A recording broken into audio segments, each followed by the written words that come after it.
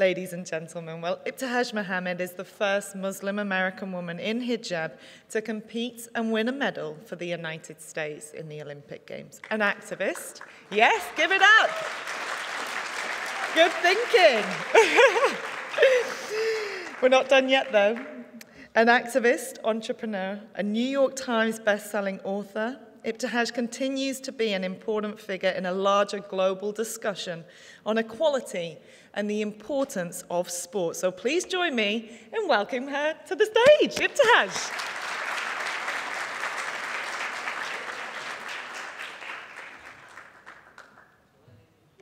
Careful. Well, what a privilege this is for us all here in Doha.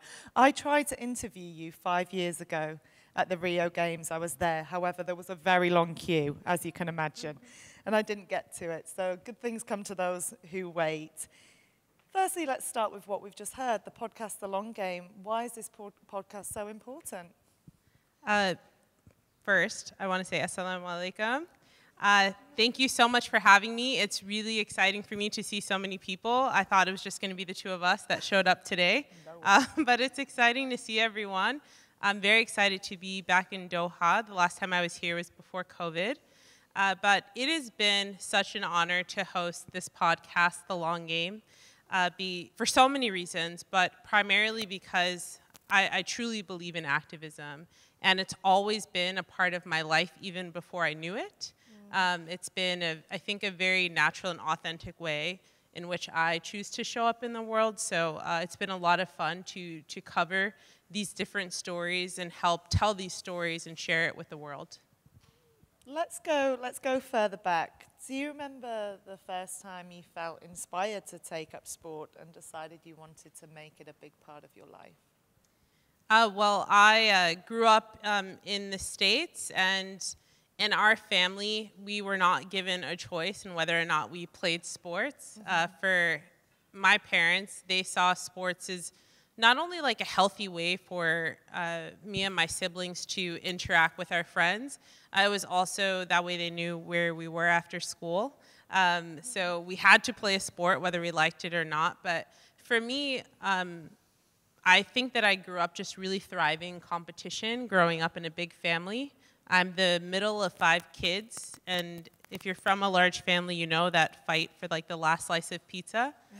So I've always been competitive, and sport was just like an outlet for me to really just want to be better. And I like the idea when it comes to sport that I was in control of how, good I was, in a sense that there was always opportunity for growth and I could go back and practice. And I never really took losses too hard, even though I'm very competitive. I like that I could learn something from a loss. And I also, I think, enjoy winning and like the idea of competition. When did you realize that sport could be used as a tool for activism, a tool for change? I think that even subconsciously, I knew that from a young age. I grew up in a town about 30 minutes west of New York City, and we were one of the only minority families in the town and one of the only Muslim families, and just being a kid who was always the only hijabi, the only person with brown skin in the classroom, certainly the only person of color or even a hijab at a fencing competition, I knew that my skin and my faith had the power to change how people treated me. And so I realized that I could effectively change how people saw people who look like me, how they thought about people who look like me. I grew up during 9/11 and saw this really stark change in how people just kind of even perceived me and my family. And I just felt like sport was the opportunity to like change minds, even if it was something really simple, like me showing up to a competition. I didn't have to say anything. I didn't have to do anything, but me just doing something that I love, being good at my sport and wanting and having this desire to win and do well for my team. I think I was changing the way people even thought about Muslim women, whether it was a conscious thought or if it was subconscious for them. I think I was changing the way people saw our community. Reputation is, of course, just so important, isn't it? It's everything. A lot of the young girls in this room will face hurdles, especially when it comes to their chosen sports and even an opportunity to go and play sport. What advice do you have for them when it comes to breaking down barriers to play sport? Well, one thing that I love about Qatar in this moment, I feel like really leading the charge in the region in the importance of fitness, health, and nutrition. It's a relatively new phenomenon, and we talked about this backstage a little bit, but how there's this new wave of everyone wanting to be active. We didn't see this, just a few years ago, where there was this highlight of importance in being active. And for me as an athlete, it's always been a part of my life. Movement is just a part of my everyday, but for even our parents or older generations, how do we kind of implement and teach something that maybe culturally was not a norm just a few years ago? So what I love about this movement, initiated really by, Sheikha Moza, Sheikha Hind, is important, for our youth and how not only they see themselves in sport, particularly our girls, but down the road, what this means for everyone. I know that for myself, sport taught me so much about not only how I view myself and like my friends and my peers, but I've been able to use sport as a vehicle for change, and I truly believe in that. This is why I think it's no longer up there, but I don't know if you all saw the graphic, the long game graphic.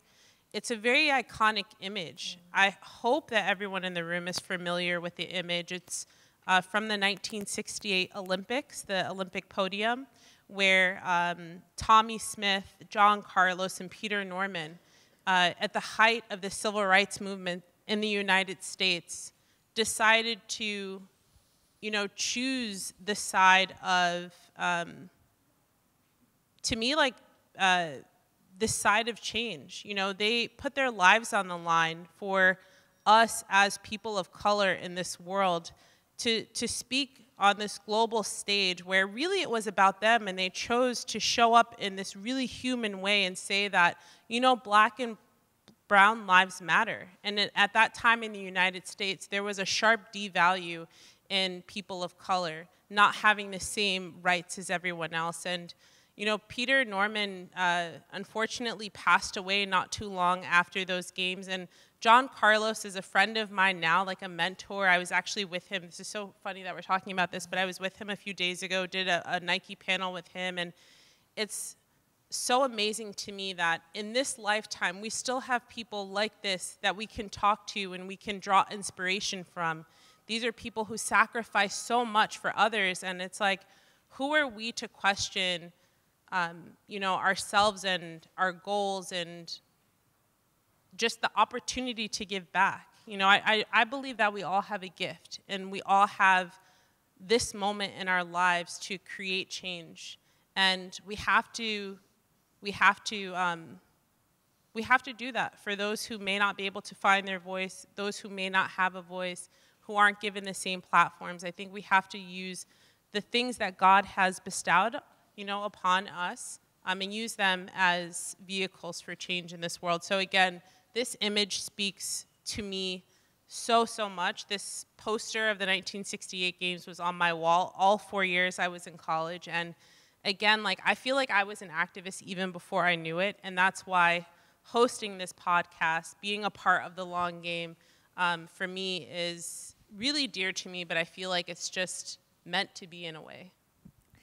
Going back to your childhood and when you discovered fencing, you speak in the podcast about how you felt when you first put on the fencing helmet, and it was an opportunity to almost be whoever, because you weren't seen for the color of the skin, you weren't seen for your hijab. How did you go from that, this sort of almost wanting to be in disguise, to being this proud, open woman who represents millions of people around the world? It's quite the leap. Well, I've never necessarily wanted to hide parts of myself. I grew up, like a lot of us, I experienced a lot of bullying as a kid. And at some point as a kid, as a young person, I had an epiphany. I realized that the kids around me, you know, they were making fun of me because I wanted, you know, straight A's. They made fun of me because I wore hijab. They made fun of me because, you know, my skin was brown. There was always something, you know, you didn't have on the right shoes or you didn't have on the right color shirt that day. And I just realized, I was like, wait a second, they're literally not going to like me, like no matter what I do. Like I could literally start doing backflips and like still, you could jump through hoops and still someone somewhere would find a reason, you know, to hate. And I think that having those really early moments of bullying, I could either choose to succumb to that bullying or I could like choose myself. And I don't know if this is just like from Allah, I have no idea, but for me, I just kind of really leaned into loving myself early on. I didn't care what people thought about me. I knew that no matter if people wanted to make fun of me for wanting straight A's, I had to go home and answer to my parents. So it was just like, I don't care what you say, I needed this A. Was made fun of relentlessly for being a fencer. It's not, you know, the cool sport to play when I was growing up at all. But for me, I was like, no, I want to go to, you know, the world's top university, and like the top 10 schools all had fencing teams. So like I always had this plan, you know, to do well in fencing. And so I think I just learned that I don't need to seek other people's approval in order to be myself, in order to do well. And I don't think that that's necessarily a lesson that that you had to have like my experience. I think that that's something that we can all gift ourselves today. We can all lean into today, is to really be your own cheerleader. Like learn to support yourself, learn to love yourself. Like stop like beating yourself up for maybe things that you've done in the past or something that you haven't been able to do well, and just learn to support yourself. You know, that self-talk, like I always reference Muhammad Ali, Allah yarhamu, but I always reference him because, you know, he gets this rap of, you know, being cocky, right? Everyone says, oh, he was so cocky, but I always think, you know, he's human, right? So I think that he faced nervousness the way that we all do, especially in sport, but I think that he found a way to channel that nervousness with really just like hyping himself up and telling himself how good he was, to the point where he got all of us to believe it, and he had the opportunity to show us, you know. And so when I was competing, even at the highest level of sport, I used my Muhammad Ali mantras. I was hyping myself up, telling myself how good I was, how amazing I was, how I had the fastest lunge. I didn't care if I was facing world #1. I really began to believe that I was the best. And it helped me, you know, climb from ranked number 250th in the world to like world #7. It did not happen overnight. It was a lot of hard work, a lot of tears. My sister Faiza can tell you. But this is all just from self-belief and really understanding, you know, your power. And I think that, again, this is something that you can gift yourself. Like I tell people all the time that I'm not a prodigy, I'm not special, I'm just a girl from New Jersey who chose to work hard. And I think that, you know, that's something that we all have. We all have like this power, we all have this gift, and we owe it to ourselves to find out what that is. Incredible advice. Hope you all took some of that on board. I hope you're making notes over here. But yeah, really. I think everyone feels inspired in the room, of all ages. I want to go out and get my sword and my fencing helmet on. No, it's never too late. Yeah. I think so. We've got to know a little bit about your childhood, growing up, your sport.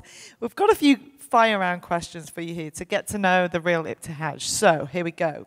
Favorite movie? Oh, that's so easy. My favorite movie of all time, ever, ever, ever, is Gladiator. Oh. I know all of the words, like from beginning to end. My sister thinks that I'm really annoying to watch the movie with because I'm always like saying Russell Crowe's lines. Yeah. Are you not entertained, guys? Yeah, exactly. Favorite song? So I'm not like super into music. Okay. I don't know. Maybe I am.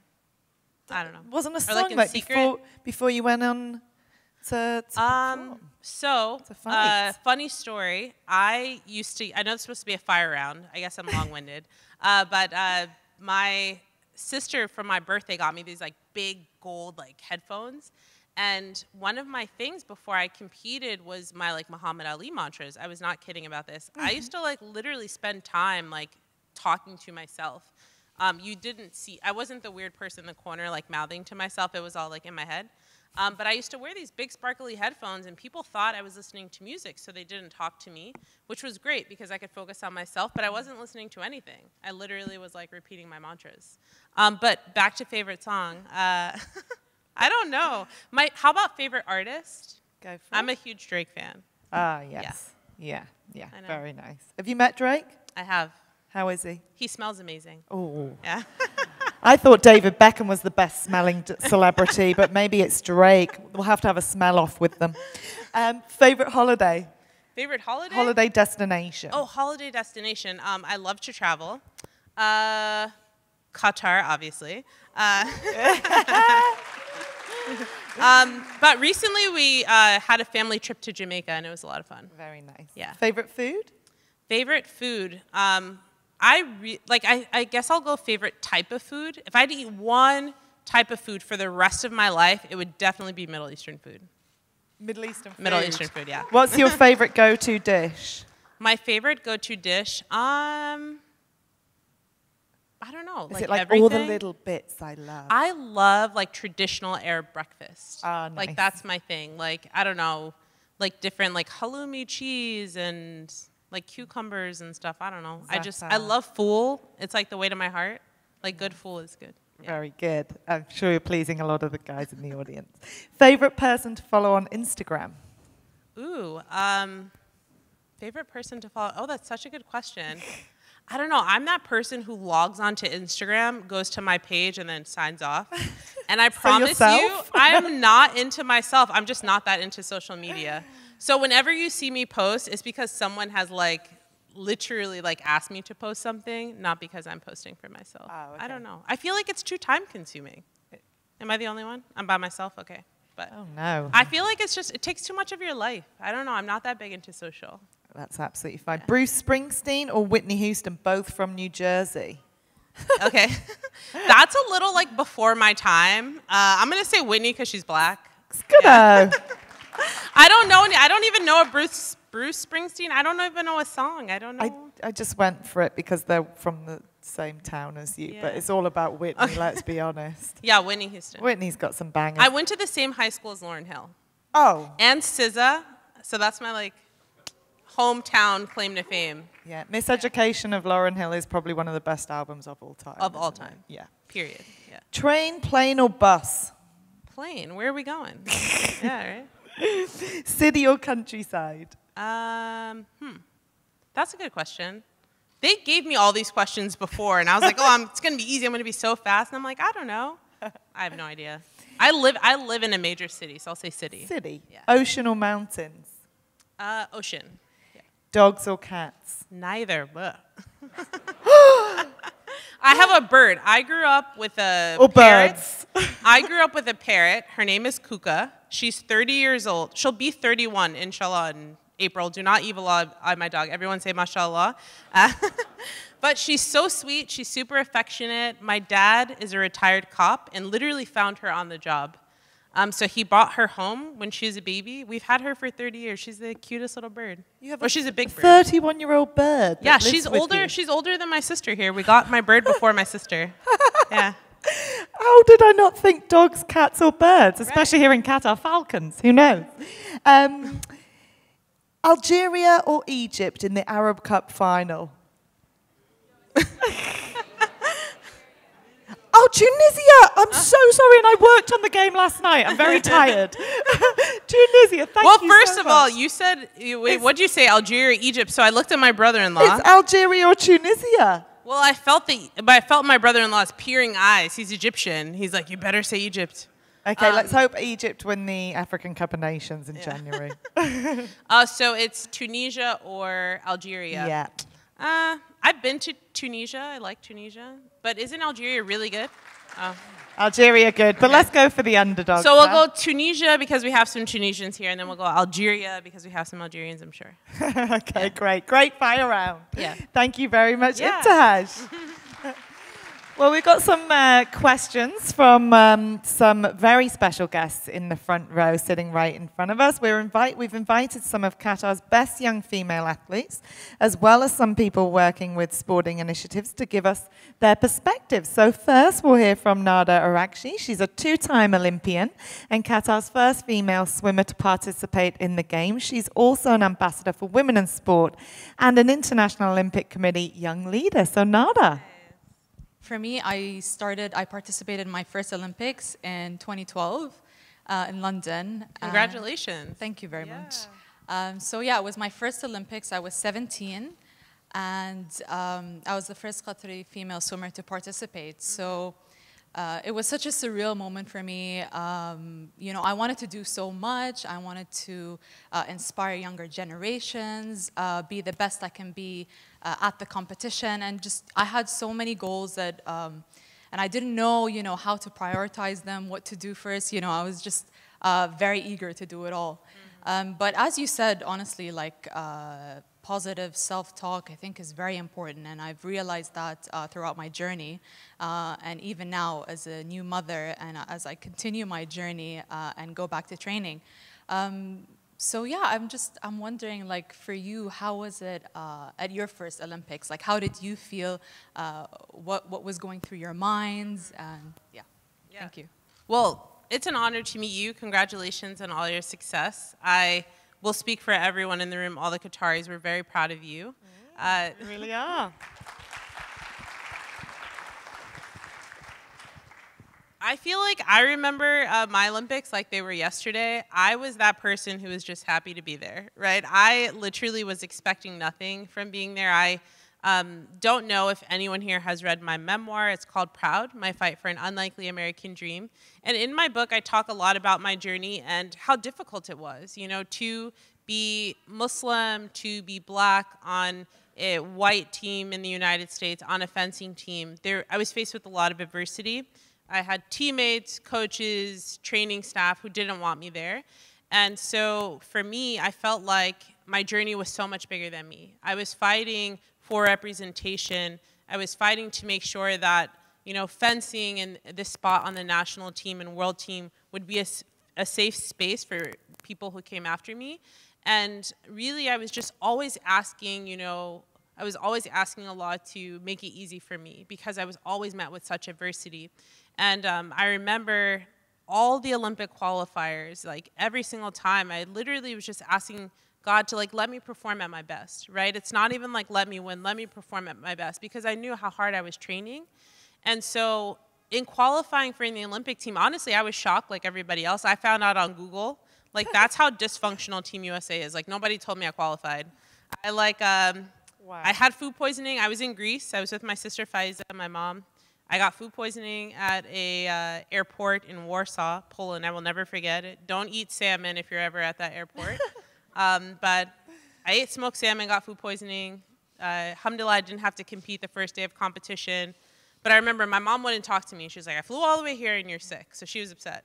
My sister had to compete that next day. I stayed home in the hotel. Alhamdulillah, the next day, I competed. I don't know how I put my foot in front of the other, but I ended up winning, I think, a silver medal that day. Qualified for the team, but at the time I didn't know. So I fly all the way back home to the States. I'm like, I think, making a massage appointment with like my physical, like, physio trainer. And I literally check my email and I have a Google alert. And it's like, Team USA, like, woman will become first Muslim to, you know, compete at Olympic Games in hijab. And I'm like, who is this lady, okay? And, like, I open the email and it's me. So I remember going downstairs to my parents and I'm like, you guys, we qualified for the Olympics. And we all, like, collectively are screaming and jumping, but we had no idea. So I just felt like this moment was, like, always meant to be, right? This comes on the heels of, like, 9/11. This comes literally at a time in the U.S. where then, you know, presidential candidates are proposing a Muslim ban. And so entire administration, those, like, horrible dark 4 years in our country, really unearthed an amount of bigotry that we had not seen in the U.S., at least not in my generation.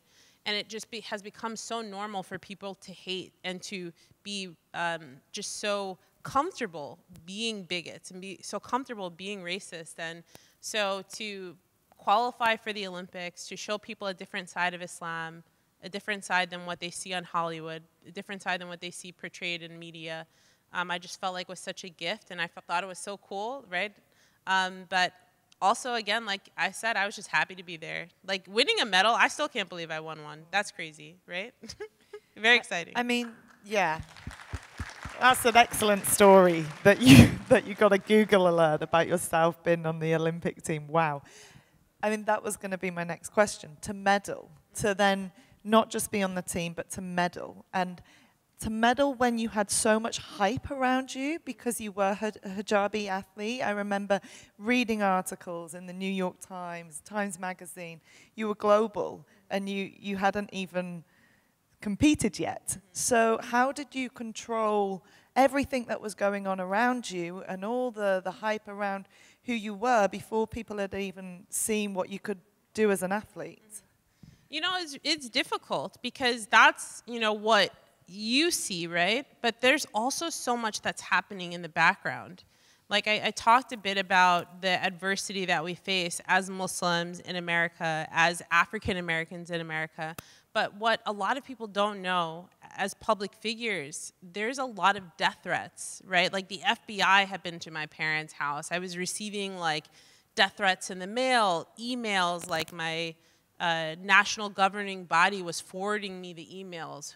Like, why would you do that, right? But this is just like the toxicity that I was having to deal with as an athlete. But one thing that sport teaches you, and all the athletes in the room can speak to this, is understanding that there are certain things that are out of your control, and you can only focus on the things that are in your control. Like I can focus on how much I eat, how much I sleep, how much I train, but I can't focus on what a ref thinks about me or what someone has emailed me. So I think that just in my training, I had prepared for that moment in being at the Olympics. And every now and then as an athlete, maybe for someone like Serena or LeBron, it comes more often, but for people like me, every once in a while, it's like the stars align and like you can't hear anything and you're just so hyper-focused and like every single thing just like comes to you.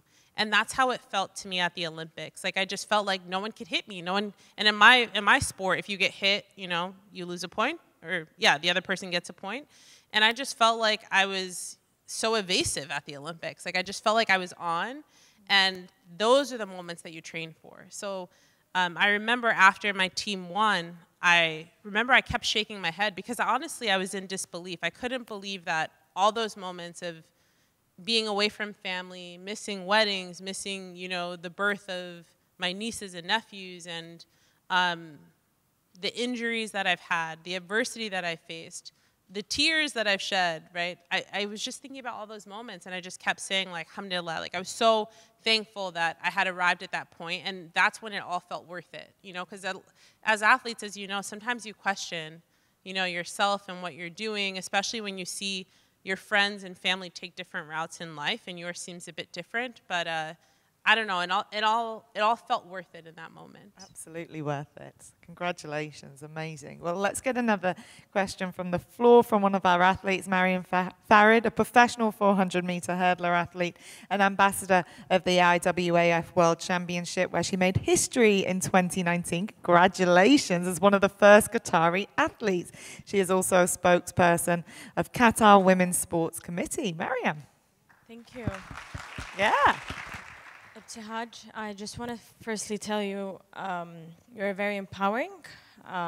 It's beautiful to have a woman like you representing us as women, hijabi women, Muslim women. I think the world needs more women like you and us. Do you think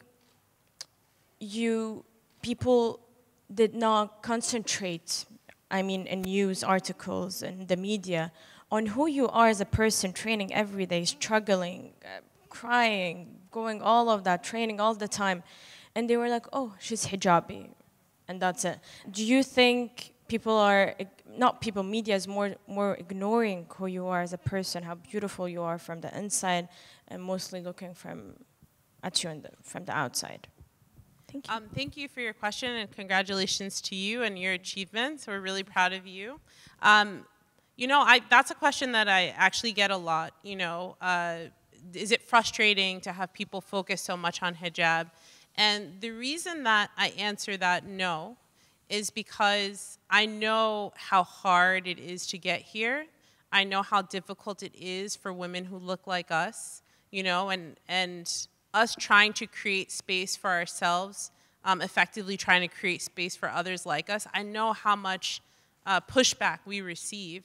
And so it's important that media covers like your existence and your achievements, because imagine the Qatari, you know, youth who read that and think, this is something I can do. Even subconsciously, it may not even be a conscious thought, but now they see themselves in that space. You know, and also I look at things from this global perspective. We are always fighting what, you know, and how media, Hollywood, how people, you know, see us. And it's always this really, we spoke about this backstage, it's always this like dark narrative and this dark story that people create about women in hijab. And I feel like we're always trying to push back against that.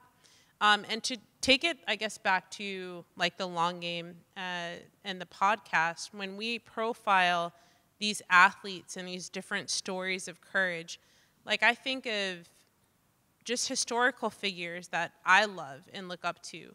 If we don't highlight, you know, Muhammad Ali for being the athlete that he is, what if we just didn't acknowledge his Islam, or we didn't acknowledge his fight for human rights? If we didn't acknowledge those things, where I think neglecting the adversity that he was met with, you know, like he was fighting during a time where they were really trying to ship black people off to die all around the world, right? He was fighting for the rights of his people because they weren't given any type of equitable existence in the US. And he was arguing, why would I fight for a country to go kill people overseas, and this country does not even love people who look like me, you know? So it's like you have to, I think, acknowledge these things and these first, because we are effectively creating space and we're changing the norm, we're changing the reality, and we're hopefully helping our youth understand that these are spaces that it's okay that we occupy, even if it comes from a subconscious perspective. Hopefully they know that they can, you know, run like you, that they can be in the world championships and not think twice about it. Like, I grew up, I didn't even know what fencing was. I feel like without having a story like Serena, Venus, without knowing the adversity that, say, Muhammad Ali, Kareem Abdul-Jabbar, Mahmoud Abdul-Rauf, without understanding Jackie Robinson, Althea Gibson, like all these athletes, without understanding their story, I don't think I would have had the mental fortitude to understand that it's something that I could do. That the adversity that I face does not even come close to the adversity that people have faced before me. So I think that them highlighting your hijab is actually really beautiful. And though it may seem a little awkward, because for you it's norm, right? But even though it may seem a little awkward, I think that you're giving a lot of space for other women, especially Qatari youth, to see themselves, inshallah, like you, or if not better in the future. Yeah, lovely answer. It's such I don't know if this is a silly thing to say, but whenever I see you, and this is before I've met you, and when I was working on the games, you were everywhere, posters, magazines. The one thing I saw before your hijab is your smile, because you have the biggest, brightest smile. And in every image, you were smiling. And I think how I don't know if you did that on purpose, and portrayed yourself as a smiling woman, because sadly in Hollywood and in Western society, Muslim women are often portrayed as being oppressed and being sullen and being dour. And actually, you showed the world, wait a minute, yeah, I'm Muslim, I wear a hijab, but I'm a person, I have a personality, I laugh, I'm funny, I have so much to offer, I'm intelligent. Was that something you consciously thought about? I don't think so, but You're just happy. Yeah, I mean, I love to laugh. That's like the weight of my heart. I love to laugh. But, you know, to your point, I know that there's so many, I know that we talk a lot about stereotypes and things when it comes to the Muslim community, but it's also like adversity that I face as a Black woman. And so maybe it's a subconscious thought that I have, you know, to smile all the time and try to appear that way. I don't know. But I think generally I'm a happy person. Yeah. I'm always like, I'm just happy to be here, you know. I feel like I'm relatively easygoing. That's great. Yeah. Let's hear from Marianne Hassan Al-Thani, a climber and triathlete. She started by climbing Kilimanjaro in 2014 and has worked on building a local community of women to participate in sport. She has participated in cycling groups in Qatar, as well as triathlon competitions, the last being a half Ironman, which I really think we should rename as Iron Person, because you are a woman, of course. She is currently working on creating space and opportunities for women in sport in Qatar. Let's hear from Marianne. Thank you so much for hosting this event, and I know that so many people around me are very excited to have you here, so I'm just as excited as I am. And my question pertains to sort of when I was growing up, and you touched on this in the beginning a little bit about the culture. There wasn't really this understanding of how women can compete in sport, and Qatar is quite new in supporting that. So I'd like to hear from you a little about how maybe for the younger generation, you know, for the parents out here, if they see that their sons or daughters are, you know, have this inclination to compete and ambition to do sports internationally, what advice you would give the parents of little girls to support that in their careers? I think that sport is such a beautiful thing, especially for our girls, because it teaches so much about loving yourself, loving your body, but understanding like this power, this like, you know, limitless power that you have. Because there's always so much room for growth. But I do think that sport creates really early, especially in formative years, it creates this really early understanding of the importance of health, fitness, and nutrition. And understanding like the power that foods have, you know, to either make you feel sick or make you feel great, to give you the energy that you need to be active, to show up to Mount Kilimanjaro and able to scale it. That's pretty impressive, by the way. But also, those of us who, you know, have played sports from an early age, statistics show that we will continue to be active throughout our lives. So again, I love this initiative that you see here in Qatar. I know that it's leading the region just in terms of introducing sport from an earlier age, but hopefully creating more of a norm in Qatari society of being active. So if there are parents in the audience or, you know, youth who are trying to encourage their parents to have them participate in sport, I feel like sport really changed my life and helped me understand who I was, and also helped me create important balance in my life. Like when you're an athlete, it teaches you so much about scheduling, so much about time management, and I don't know without sport if I would have made it through university without procrastinating my way. So I'm a huge fan of encouraging, especially parents, to get their kids involved in sport, and not just their boys, their girls even more so. Absolutely, absolutely. I think follow up? a lot of, oh, did you want to? No. Oh. I think a lot of young people in the audience, and I don't know if you can shed some light on your experience growing up, but when they go to their parents and say, I want to be a swimmer, I want to be a professional runner, hurdler, fencer, whatever, I'm sure the response is you go, you get an education, you get those straight A's, and then you can do this on the side or whatever.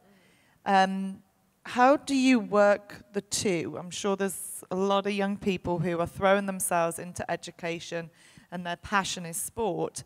How do you work the two, and how do you say to your parents, well, this is my passion, this is what I really, really want to do, so I don't want to be a doctor or a lawyer or a consultant, you know.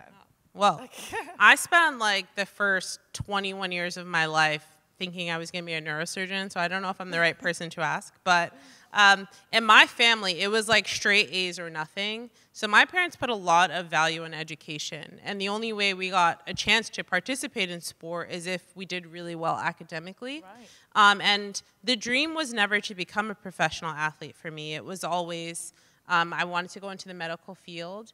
And I just so happened to be an athlete, you know. So I was balancing a lot as a young person and trying to do really well academically, but I also had, you know, this passion and drive for sport. And honestly, I graduated from university in the middle of a recession. I had abandoned the idea of becoming a doctor to my parents' demise. They hated that. But I graduated in the middle of a recession. I wear hijab. I'm black. Had a horrible time finding a job. And I was studying for the LSAT, and I was applying to go to law school. And during that time, I couldn't just sit at home and do nothing. I started training again. And I remember I changed coaches and had a coach who, you know, said to me he thought I could be one of the best fencers in the world. And I have always thought that. I feel like I just needed someone to like also believe in me. And I started training and qualified for my first US national team. And I always say that fencing is like the roller coaster I never got off of. One thing came after the other, and it's like once you make your first national team, start, you know, performing better at world championships, the officials start knowing your name, and I just kind of climbed my way through the world rankings until I qualified for my first Olympic team. So I didn't know I was going to be a professional athlete, to be honest.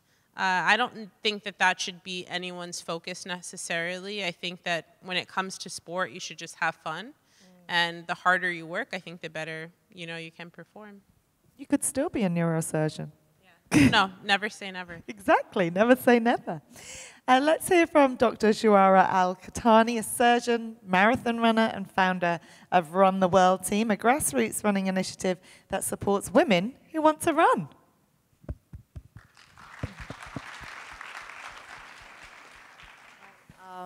It's such a pleasure to be here, especially that you wanted to be a neurosurgeon, and I'm here. Yeah, right? What are the chances? Hopefully you never need my services. Seamless transition. Okay, well, thank you so much for being such an inspiration as a woman, as an athlete in such in this sport. And I can relate to you in so many ways. First of all, my nephew is a fencer, and he's competing in Italy now. So I was just sending him pictures of you, and I'm like, look who I'm meeting now. Second thing, my question is related to the challenges during your training, because me, when I run out in public, the hijab falls off. Because I know you have your own brand in the fancy dressing brand, Lola. Luella, yeah. Luella, yes. So have you ever thought of launching your own active sportwear for the women that will accommodate or their needs to compete professionally in the running? We have so many options, like, you know, loose shirts or loose pants, but they're not good for professional athletes, okay, because that's my struggle. Recently, I had 36 girls who competed in the 90-kilometer East to West challenge, and they reached the finish line, and dressing up these 36 girls, like, took me forever. Like, to find the right shirt with the perfect measurements, and like make sure that it's really modest. It's good it has good ventilation, especially they'll be running around 2 o'clock in the noontime. So have you ever thought of that, or like to create your own brand, especially that you are training indoor and outdoor for fencing or like for strengthening? Okay. Dragging them Good everywhere. question, though, Yeah. for the clothing range. Yeah, so I think that's a great question. So I started my clothing company, Luella, with my sisters a few years ago. And that clothing company preceded me signing with Nike. I'm a Nike athlete, full disclosure. And so being a Nike athlete, you can't create athletic attire. So I know it's kind of a bummer, but make dua for me. I'm really working hard on pushing Nike to create specific modest activewear for professional athletes, but all athletes, like all women. I think that we're long overdue for modest activewear. Like, we're all tired of layering our workout clothes. It's you know, it'll be 2022 soon, and we're still trying to find ways to, you know, lengthen our run tops. It's very, very frustrating. And I agree. Yeah, I agree. Having breathable workout attire as a hijabi is amazing. I mean, I know the Nike Pro hijab changed my life and the way that I work out. So having breathable workout clothes is so important. I feel like workout wear is getting smaller and smaller and smaller by the day. If you've just had a baby, it's a nightmare. I don't know if you guys see that here in Qatar, but in the U.S., like the women don't wear clothes now when they work. Yeah. Basically. It's like, yeah, it's like sports bras now. Sports bras, shorts, that's it.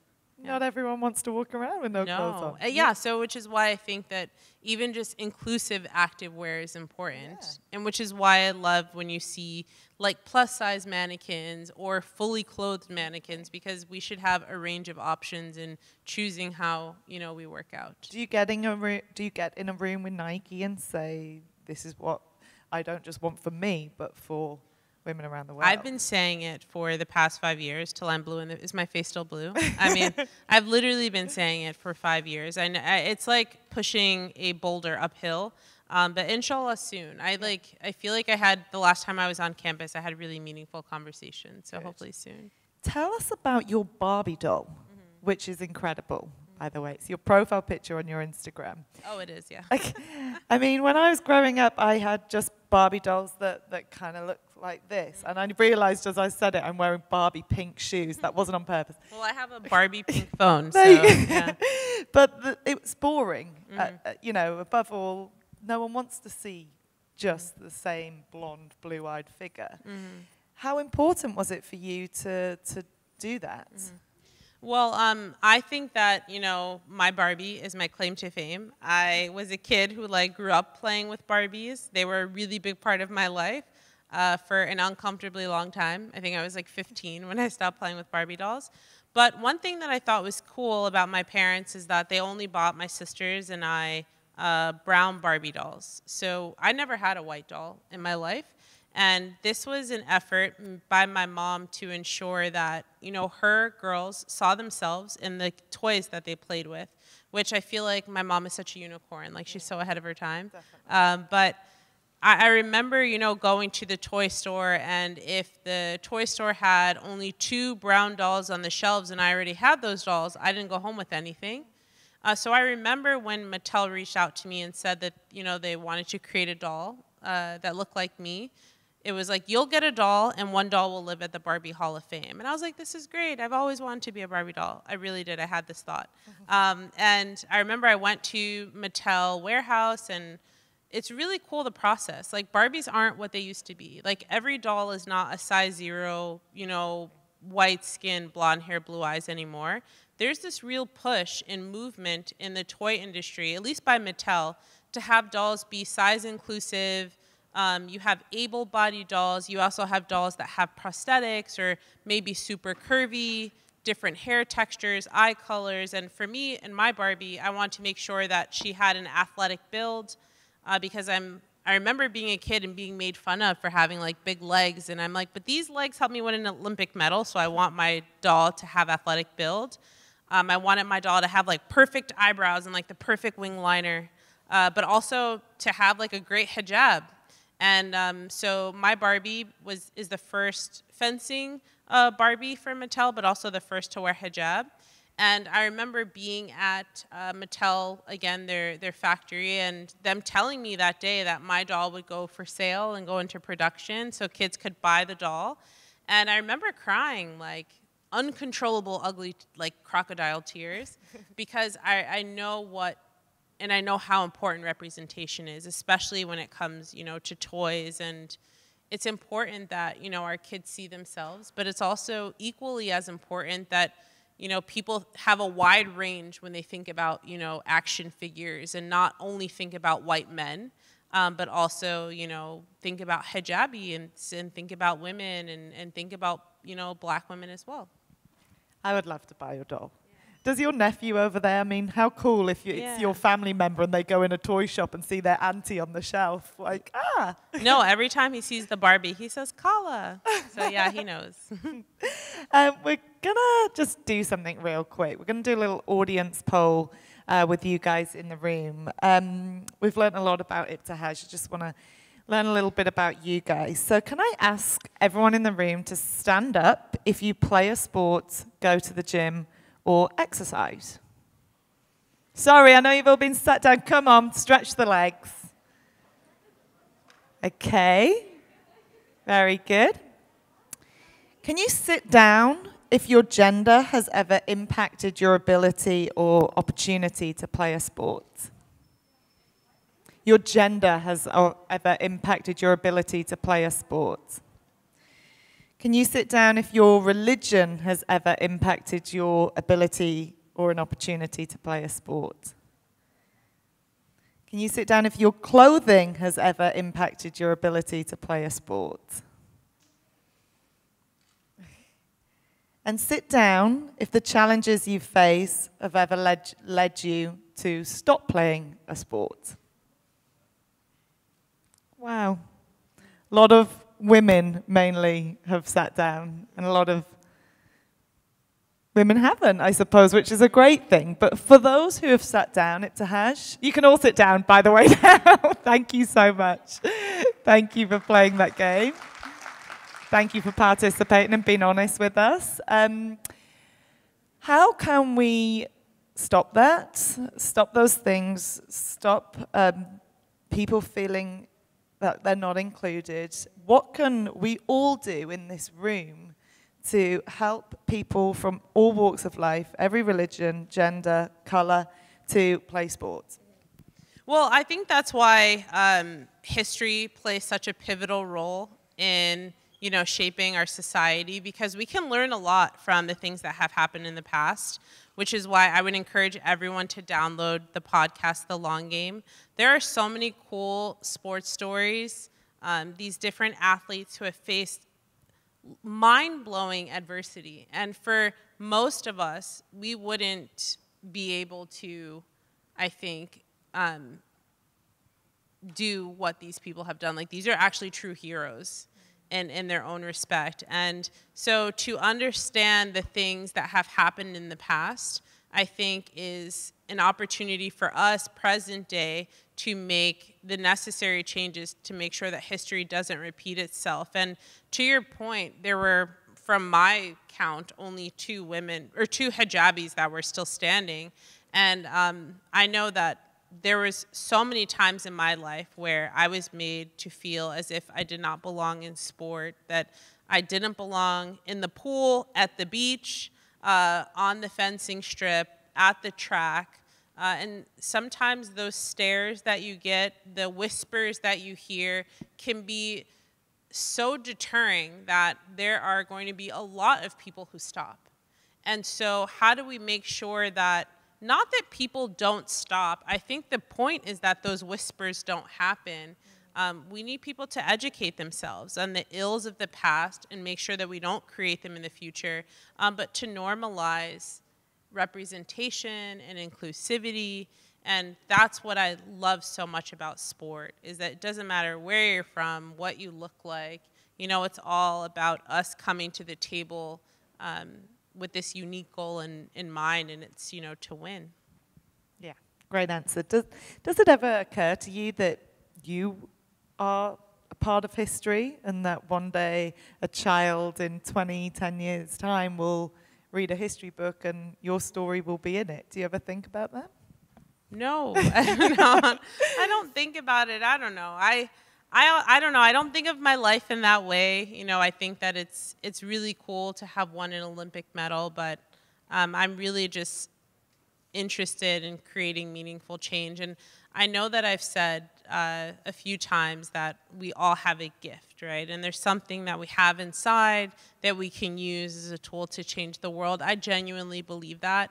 I still don't believe I found out what mine is, like what my calling is. And I think that that's what life is about, right? It's about you constantly being on a chase, on a spiritual journey, on a physical journey, on a mental journey, and just trying to be better all the time, like never feeling complacent with where you are, what you've achieved, and wanting to do more. And for me, it's do more in the way of just changing the world. You're still making history for us, so Not ready to look back yet. Let's throw it to the audience and to our GA ambassadors and our advocates and One Girl Arabia ambassadors. I know you guys have a few questions. If you could raise the hand and we'll hand over the mic. Hi, I wanted to kindly ask you, of course, what did you do to deal with, for instance, like, you know how you can get nervous before a fight or a competition? What did you do to calm yourself down? I actually work with a sports psychologist. In my book, in my memoir, I talk about having performance anxiety. And it was after I won world championships, I think it was like in 2015 or something, 2014. I was struggling at the following World Cups where I think mentally I thought, okay, I need to show up perfect because I just won, you know, this massive like competition. Now everyone thinks that I'm world #1, so I have to show up like that all the time. So my performance anxiety manifested itself physically, where when I would get on the fencing strip, literally I felt like my feet were like I was carrying around 2 pieces of lead. I felt really tired and fatigued, and I also couldn't lift my arms. It was the weirdest outer-body experience. Even though I got a lot of rest the night before, even though I had done really well in training, I physically could not move. So I was getting a competition and I was losing like 15-4, 15-3, because I was experiencing performance anxiety. So I had a great sports psychologist, Karen Kogan, who helped me identify this and helped me understand that this was just anxiety, these were nerves, and we could work through them. So to help get through these bouts of anxiety before I was competing, I was going through those Muhammad Ali mantras that I talked about, where I was literally hyping myself up. But in those moments, I was also like calming myself in a sense, you know, reminding yourself of the hard work and things that you've put in.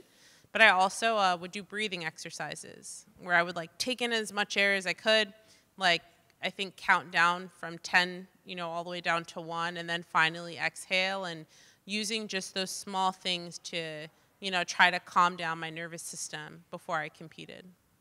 Great question. Thank you. Great answer. Sorry, the young lady here in the middle, you had a question. So you were talking about the adversity that you experienced, just like performing and all of that stuff. And I was wondering if you faced any adversity from within the Muslim community, like any anti-Blackness, because I know within Muslim communities in the US and just also in the Middle East, everywhere, there's a lot of anti-Blackness. Like, I think that sports can be a way for people to come together, but there's also a level of tokenization that happens, which has happened with Malcolm X and Muhammad Ali. So I was wondering if that's something that you have faced in your journey. That's a great question. And I don't know if like I can identify that happening to me, but I feel like I'm also I'm really comfortable like using my voice, and I don't think anyone would be comfortable expressing that to me. Like I feel like especially on social, they'd probably be scared to do that to me. But I don't know if I personally have experienced it. I do think that tokenism is a really big ill in our community. And the colorism and racism that you've mentioned is definitely wildly apparent in the US. And it's always really shocking to me when it comes from within the Muslim community, because I know that it is adverse to even the tenets of our faith. But yeah, no, I agree with you, it exists. I don't know if I can think of ever experiencing it though, yeah. Thank you. The young man stretching his arm really, really, really hard so we can get a question in. What are your thoughts on parents, like preventing their girls or Muslim girls from playing sports, like especially like when during their young age they lose interest because of their parents? They have a dream. What would your advice be for those children who have been struggling through their parents? You know, it's difficult, you know, to have to fight cultural norms, even the boundaries of your household and your family if you want to play sport. But this is where I feel like this government initiative is so important that we see here in Qatar. I think it's creating a new dynamic, a new way of life, and encouraging participation in sports, especially for our young girls. But for anyone who's having trouble convincing their parents to let them play sports, I would encourage you to reach out and seek advice, maybe from a teacher or a counselor at someone at school, or even a coach that can maybe help you talk to your parents and help them understand how literally sport is going to help, I think, only give you good things in your life, and create more opportunities, help you focus better, and literally help your health versus creating more difficult moments for you down the road without participating in sport. Thank you. Thank you. So we all need to educate our parents as well, huh? This young lady here, thank you. Hello to everyone. First of all, it's my pleasure to be a part of this panel and this conversation. And also, your journey remembers me, our journey, because in these years, we faced a lot of problems, but we didn't give up of any of them. Now we are 9 members of Afghan girls robotics team in here. So I have a question from you. In this years, you achieved a lot. I mean that you had lots of achievements and activities. I was curious to know about your next plans. I mean that what are your next steps? Because if you achieve lots of things, I want to know that what else you would like to have. Thank you. Yeah, that's a great question. Thank you so much. I'm really happy to see so many Afghan women in the audience. It's a pleasure to have you guys here. I feel like I'm always working. I'm that person who feels like I'm doing a lot, but then also I'm doing nothing, and what is life? I need to do more. But I am always working on my clothing company, Luella, with my sisters. We're hoping to build and inshallah maybe even expand here into the Middle East. I also am working on my 4th book. It is another children's book. Inshallah comes out sometime next year. It's called The Kindest Red. It is part of a series. The first one was The Proudest Blue, a story of hijab and family. But the first children's book followed my 2 sisters, Faiza and Asiya, in Asiya wearing hijab to school for the first time. We did not, at least I didn't see in children's books, characters who looked like me growing up. There was certainly no characters in hijab, very few, brown characters. So having the opportunity to create space in the children's literary world has been really important to me. I see, my nieces and nephews respond really well to it. My niece swears that the character in our first book looks like her. So that means a lot to me to see how we're changing and shaping the minds of our kids to see their stories, to be windows into their lives as Muslims, but also to be a lens as well. So I'm looking forward to the next children's book coming out next year, inshallah. Great. Just one more question, and it's going to go to this young lady here because she was here so early today. You were, I think, the first in the room when I was rehearsing. I think just give it a quick second. Hello? Okay. Yeah. I couldn't hear myself, so. I'm Kulthum. It's a pleasure to meet you. If I'm being quite honest, I don't really watch sports that much, but I heard of you a lot, and you being not only a woman, but a black Muslim woman, it was like I felt the need to come here today. I don't really want to pursue a career in sports, but I am interested in journalism and something related to writing in journalism. I was wondering, how do you just get out of your comfort zone? It's a simple question. Just how do you put yourself out there without thinking about how there's all eyes on you, and now you're a woman, you're a Muslim black woman, you have to present yourself, and you might feel the need to prove others wrong. So what's your advice on that? And thank you so much. Yeah. Well, one of the cool things that I find about writing is that, you know, you're a true storyteller through your words. And you get to create, you know, you get to create so much through what you have to say when you put pen to paper. And so you get to almost live in anonymity in the way, and that I don't think that you even have to, you know, be concerned with how people are going to perceive you. I know that that's one thing that was a hurdle that I was able to jump over really early on in like abandoning what other people thought about me. Like generally I don't really care. Like I still don't, not interested in what other people have to say, because you can't control what they think about you, right? We have literally no control what people think or have to say about us. So just focus on the things that you can control, and that's, you know, your beautiful writing and believing in what you have to say. I think that there's so much power in that, and you'll find your way, inshallah, and I think that you'll be successful in it, especially if you continue to work hard in your field. Thank you so much. Hopefully you will all find your way. Perfect way to end. Sadly, we have to end. I could talk to you all day long, that's for sure.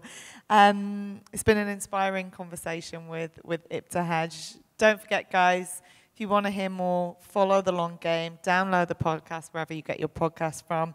In the weeks to come, there's an amazing interview coming up with Ibtihaj and Paralympian Scott Bassett, and a look at the oversized role Mohamed Salah has played at Liverpool and the influence he has had. So there's plenty to get into for The Long Game.